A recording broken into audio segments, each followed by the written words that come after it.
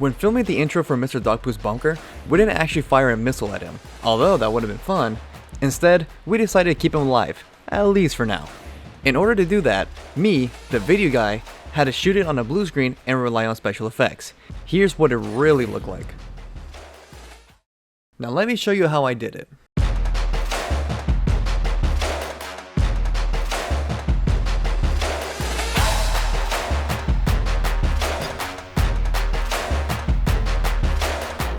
Before we get into editing, choose what background you'll be using to remove your actor.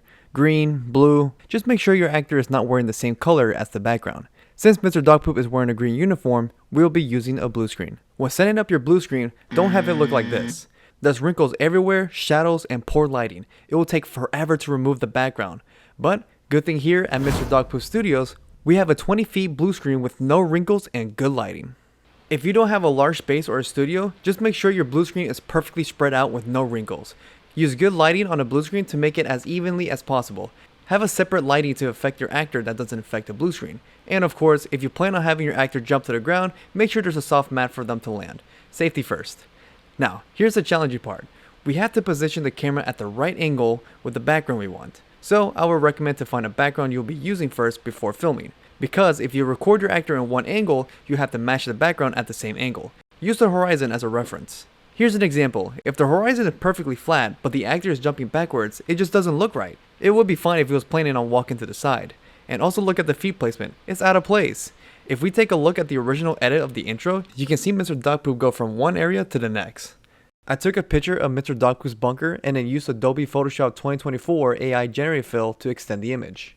Once you find your background that you will be using, angle your camera as close as you can and go ahead and record. Now it's time to edit. I'll be using Adobe Premiere Pro 2024 to edit. To remove the blue screen, apply an Ultra Key effect, click on the eyedropper tool and select the blue.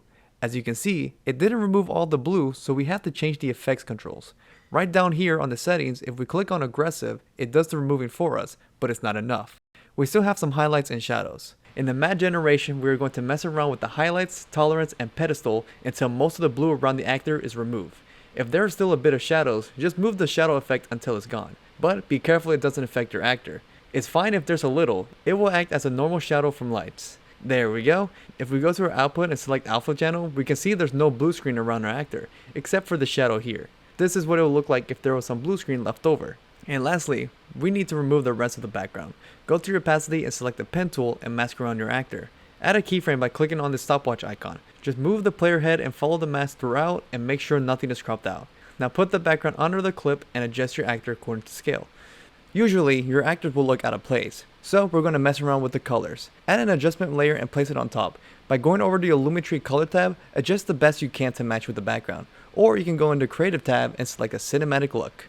If your actor is still out of place, you can go to the curves and change the highlights and shadows.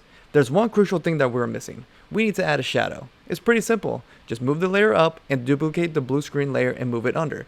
Use the transform tool to skew the layer. Also, change the scale if it's too big or small.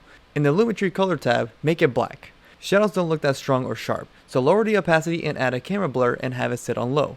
And you're done! Now you can repeat the process with other green screen effects like this missile and a jet and place it in your scene. Feel free to add in whatever you like as long as the quality is good. And here's the final result.